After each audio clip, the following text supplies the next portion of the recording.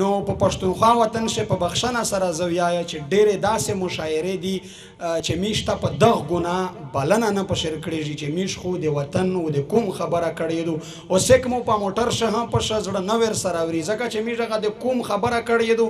دا ګناه مو کړی دی په دا سپیشل د بکخیل د ځوانونه مشکور یم چې میش ته ډېره په ویاړ په مشاعره شه بلنه وکړه اول یو دوه شیرینه چې کښلی مغرور وي د شایست په تبرګي مات کړل کښلی مغرور دي د شایست په تبرګي مات کړل زموږ د خوار او عاشقانو خوار زړګي مات کړل نن بیا یې پیغلې مخ په غبرګو دومره ووهه چې نن بیا یې پیغلې مخ په غبرګو دومره ووهه چې مړوند یې پرخې پرخې وینې شول بنګړي یې مات کړل نن بیا یې پیغلې مخ په غبرګو دومره ووهه چې مړوند یې پرخې پرخې وینې شول بنګړي یې مات کړل دلته چې څومره میړني او غیرتي خلک وو دلته چې څومره میړني او غیرتي خلک وو که آزاد نشول غلامان نشول تندي یې مات کړل د تور پنجاب تورې ګیدړې دومره مستې شولې د تور پنجاب تورې ګیدړې دومره مستې شولې راتلې راتلې د پښتونخوا د غروزمرۍ یې مات کړل د تور پنجاب تورې ګیدړې دومره مستې شولې راتلې راتلې د پښتونخوا د غروزمرۍ یې مات کړل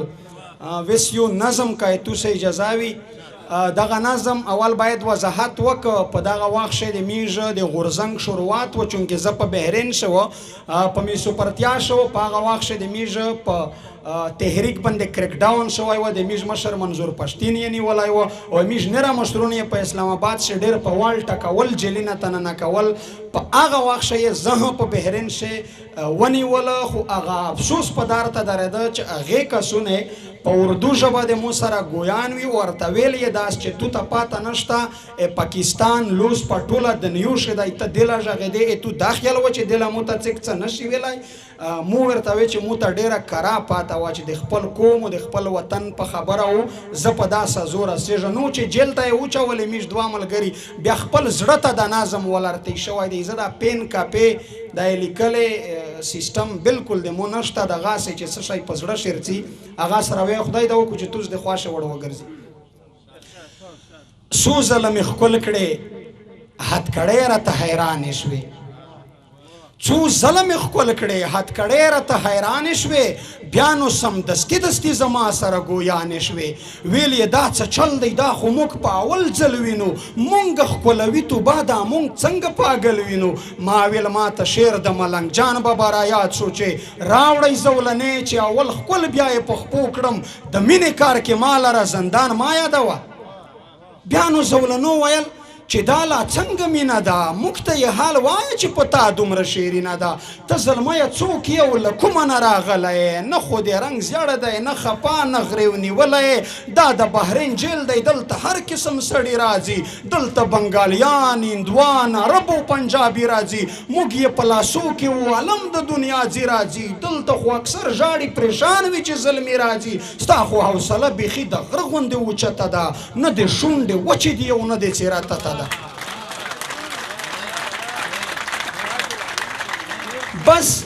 نو زولنور نه شروع دغه سوالونه وو ګیر چاپیر لمانت او پنجرې او زنځیرونه وو بیا نو زولنو ویل چې دلته مجرمان راځي دلته یا چرسیان یا پوډریان یا ګڼ کپان راځي خامخا یو څه جرم لري چې تر زندان راځي یا خو د انسان د وینو تږي قاتلان راځي وایه ستا ګناه څه د په کوم ګناه راغلی دا چې تر زندان تر هتکړو را رسېدلی ستا ګناه څه بل رنګ د په خپل ګناه پښیمان نه یې هېڅ په زړه نیولی نه یې او بلکل سرګردان نه یې ما ویل زه د خوار پښتون افغان وطن وګړی یم 3 کاله مې وشول چې غربت دلته راوړی یم بار مې مزدوري کړې ده اوف بې حده ستړی یم یو د وطن غم بل پوره وړی قرضه وړی یم هلته په وطن کې مو د اور لمبې ژبې وایي سره ورونه بل دي د چا سره او د چا پښې وایي هلته له 40 کالو سرې وینې روانې دي او د پښتون وینې دي له هر شي نه ارزانې دي هلته د جهاد په نامه ورور له وروره سره وایي